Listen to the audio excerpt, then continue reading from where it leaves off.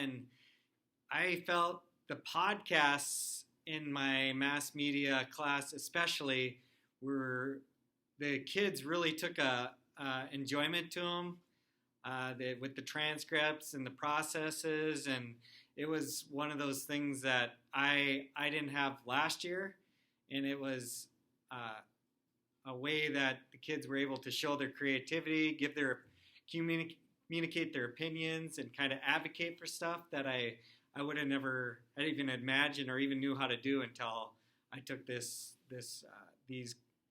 classes through the Northern Plains Writing Project. So. Hi, my name is Tashana Potts, and I teach 5th grade at North Plains Elementary, part of Minot Public Schools. And I've been teaching here, this is my 5th year. I recently graduated from Minot State with my master's in education. And part of the reason I did that is because I got involved in the writing project. I was going to take it just as a summer class, and it led to me finishing my master's degree over the last 2 years. So it was a really important part in getting me started. It is today. A lot of the things that we work with in the Northern Plains Writing Project are specific classes.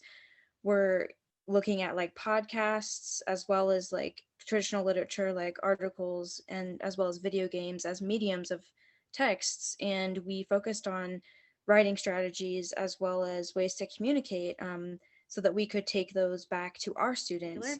I should start by saying that I went out of my way to go to Minot State for this project. I actually live in West Fargo, so I'm much closer to the Red River Valley. And because I had some glowing recommendations for the Northern Plain Writings Project, and because of the financial assistance that they offered, I went out of my way to go there instead. And if it wasn't for the financial support aspect of it, I would not have gone. And I'm extremely grateful that they were able to provide what they were, because that definitely turned me around as a teacher, I think, and helped me focus. And I learned so much through it. And again, that funding was really helpful. I would not have gone again if it wasn't for that. And the last thing that I'll emphasize is that unlike a lot of training, this is actually directly applicable all throughout. And it encouraged me to be more enthusiastic and focused. And I just can't emphasize that enough.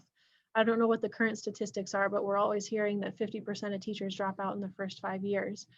And there's a good reason for that. It's a lot to take in. And again, this is huge because it helps us build that support network, teach us how to keep up to date with what's happening and the research that's coming out, and be able to teach to the best of our abilities and be more enthusiastic. So I really hope that you would consider restoring funding.